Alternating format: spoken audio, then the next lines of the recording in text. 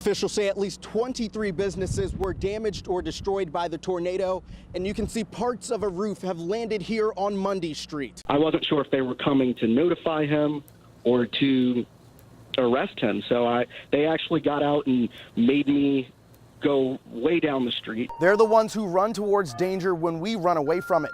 But how do they cope with the things they see on the job? Studies show many are struggling after the 911. This is the location where one of the medical marijuana dispensaries in Shamokin will open. It's right here on North Shamokin Street. The second location is here on West Spruce Street. Washington and 4 other people took off, leading police on a high-speed chase through several towns, including through right here, where you can see the speed limit is only 25 miles per hour. Lifeguards here say it's not always easy to tell when someone's drowning because the signs aren't always as dramatic as in the movies. Jones says it's not too late for beginners like myself to get in on the fun before the season ends. You can see parts of the house and this tree behind me. There are barriers up to prevent people from going into the water, but as you can see, there are easy ways around them. I actually confronted a group of young people who were exiting the gorge from this very spot. No, I'm just wondering, you guys know. He's set to compete Saturday at 2 o'clock. Alicia Savinelli is set to fulfill a lifelong dream when she performs the national anthem here at the Mohegan Sun Arena in front of thousands, including President Trump. Not too many people were expecting Judge Kavanaugh to mention Honesdale during his testimony. Kavanaugh says he spent some time here during the summer of '82 attending a basketball camp. The concept, it's quite simple. Local groups collect food and they throw them into plastic bags. Then they take them and they throw them right here on this fence outside the Canteen Park restaurant in Kingston. Scranton Bishop Joseph C. Bambera called the harrowing report the darkest moment in the diocese's 150-year history. Gary Campbell says the reason he is not allowed to finish his degree at Clark Summit University is because he's gay. State police in Bradford County say they found a woman's body yesterday in this creek. A man we spoke with today thinks it could be his mother, Patricia. And moments after our interview with him, officers took him into custody. Fox 56's Tennyson Coleman was the only reporter there when it happened. This is video of police handcuffing and placing Matthew Haverly into the back of their car in Wyalusing Township, right across the street from Wyalusing Creek. One of the arresting officers says he's the son of the woman whose body was found inside the creek Thursday evening, although the coroner has yet to confirm her identity. We talked to the victim's son right before police arrived at his home. Here's what he had to say. I'm actually stunned because I just heard of this earlier today. I had no clue any of this went on. Haverly says he was worried Friday because he had not heard from his mom all day, which he says is unusual. It's just weird to me that I find her cigarettes and her cup and this and that, but not her phone. That actually puzzles me. He was emotional when talking about her. That actually worries me. Like, where the hell is she? Like, I'm actually...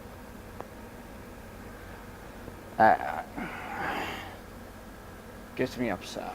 After officers drove off with Haverly in the back seat, we asked one officer who stayed behind why he was put into handcuffs and into the back of the patrol car. They said it was because they couldn't contact him the night before and that officers wanted to talk to him. It still remains to be seen if Haverly is a suspect in the death investigation. This area is a very tight community.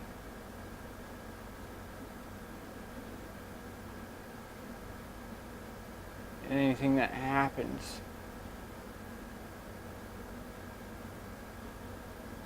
the whole community knows about. In Wyalusing Township, Bradford County, Tennyson Coleman, Fox 56 News, first at 10. McCain died yesterday after a battle with brain cancer. Fox 56's Tennyson Coleman is live in the news center, and today he met with some people who had the opportunity to know the late senator. Tennyson? Kaylee, Senator McCain was loved by many, especially some of the people I talked to. That includes one Schuylkill County man with a rather special connection to him. I think he's like a like me, a little bit of a rogue warrior. He was loose.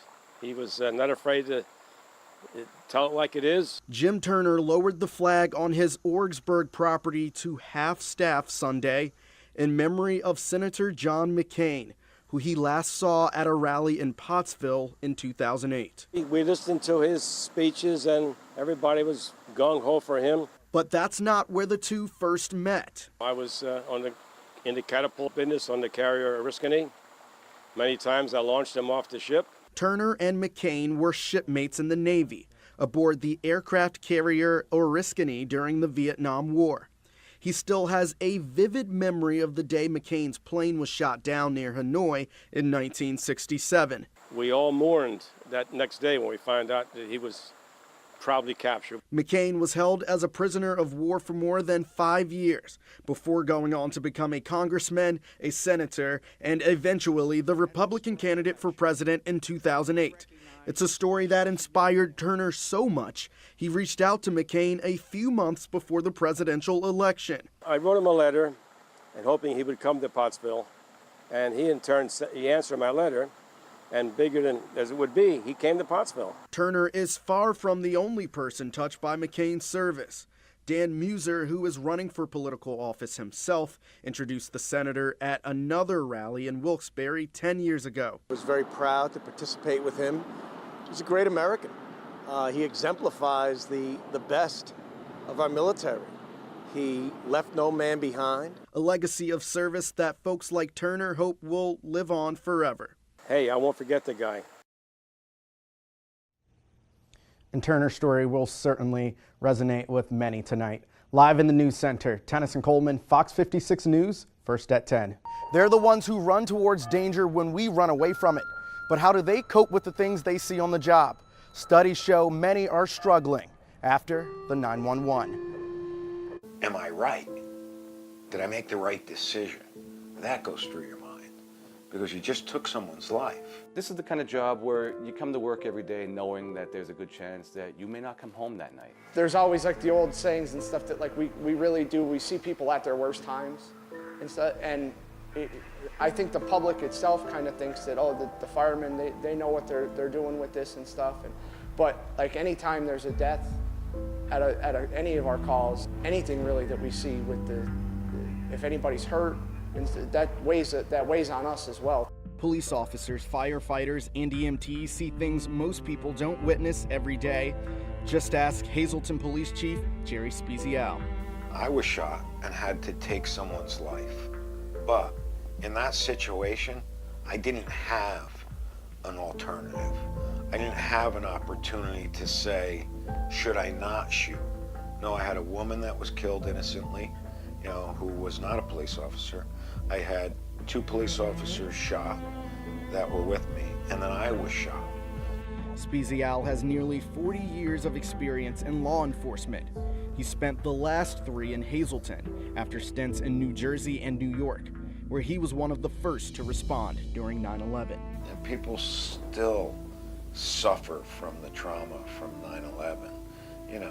Everything that was seen, and we had to kick into gear, and we had to, regardless of our friends and loved ones and people we knew that lost their lives, still keep functioning and focusing every single day. Constant exposure to death and destruction can mess with the first responders' mental well-being. First responders are 5 times more likely than normal civilians to develop PTSD or depression. I think there's what we call survivor's guilt. Is really like when you go to a bad call or something like that, and then you start to second guess yourself, like what you could have done, things that could have gone differently. And that could lead to something much worse. We are losing more firefighters to suicide than we are to line of duty deaths. And this is obviously related to stress issues in the business that these firefighters are in. This trend holds true for police officers as well. According to the Ruderman Foundation, there were at least 103 firefighter suicides and 140 police officer suicides last year. That's compared to 93 firefighters and 129 police officers who died in the line of duty. It's sad to hear the statistics, but I can see where it is. I think a lot of people try to muscle through it and stuff, and they fall into the stigma that the firefighter is supposed to be the strong guy, the police are supposed to be the tough men and women out there that, you know, can take this stuff. And public safety as a whole, they need to be more trained with just the mental health aspect of the whole thing. Earlier this year, 2 EMTs in northeastern Pennsylvania died by suicide within months of each other. It's why groups like the Northeast Suicide Prevention Initiative teamed up with other organizations to fight this trend, even putting up this billboard in Scranton aimed at first responders. Our goal last year and this upcoming year is to really work with first responders and try to get as many trainings here as we can to teach them how to take care of each other. But mostly our message, number one, is don't be afraid to ask someone. Don't be afraid to say, you know, I'm worried about you, let's talk. Departments we talk to say they usually bring in a psychologist or a chaplain when things become too hard to handle. Corporal Keith McAlarney says he talked to a psychologist after a man opened fire on him and another officer in 2006. The suspect was killed. McAlarney and the other officer were wounded. And that was the first shooting I was ever involved in. Since then, I've been involved in one more. But that's something that replays through my head quite often. It's something you'll never forget. It's always going to be there with you. He and other emergency responders say peer-to-peer groups help as well. Acting State Fire Commissioner Trigo says his department is looking into more ways to be of service to first responders, especially those in rural communities. Throughout the state, there are various levels of critical incident stress debriefing teams. Some of the larger departments have their own. And they are welcome to obviously call our office if anybody needs something after a major incident. And after the 911, sometimes even our heroes need a little saving. What keeps me grounded is faith, family, and friendship. We have to continue to function when everything else is falling apart.